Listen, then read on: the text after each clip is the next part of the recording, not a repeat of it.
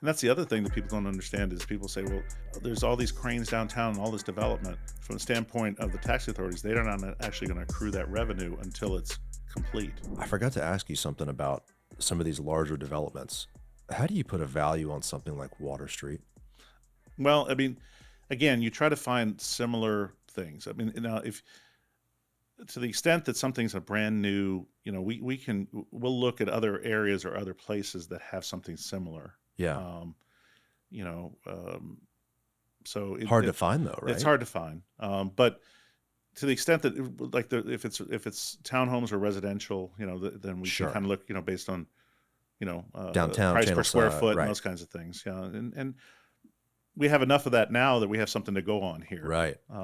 Was that because that's you've been in office since 2013? That whole project transpired while you were in office. Is that something when you first heard of it, the concept, you and your team are like, okay, how are we going to crack this thing and we put actually a fair value on it? In some cases, we met with folks. We opened ourselves up to meet with developers of Midtown developers. To compare, and kind of and compare, and try to learn. get some idea. Again, we couldn't forecast what they were going to be worth. Sure. But in some cases, those kinds of developers will come in, as part of their pro forma, they're going to want to sit down and say, what does this look like? And we can't necessarily predict exactly what the tax or what their assessments and ultimately their taxes are going to be.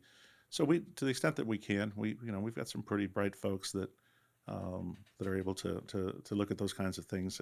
Again, to be prepared for it. Sure. But again, remember, things don't go on the tax roll until they're, quote, substantially complete, which is really CO.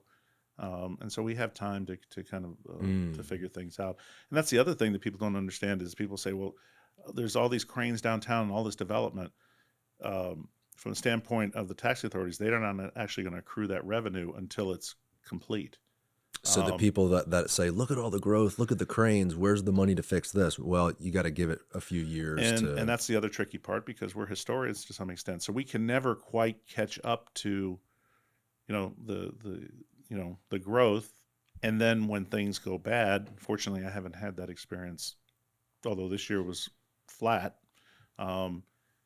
Because if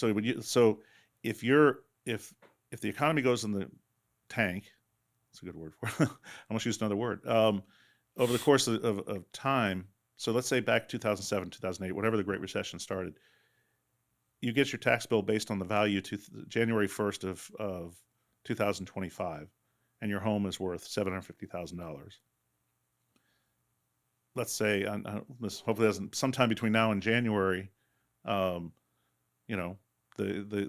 economy, we have something terrible, God forbid. And now your value as of January 1st, you can't, the tax bill for that year, you're going to pay based on January 1st, although you lost value throughout 2025. So we never quite catch up to downturns. Right.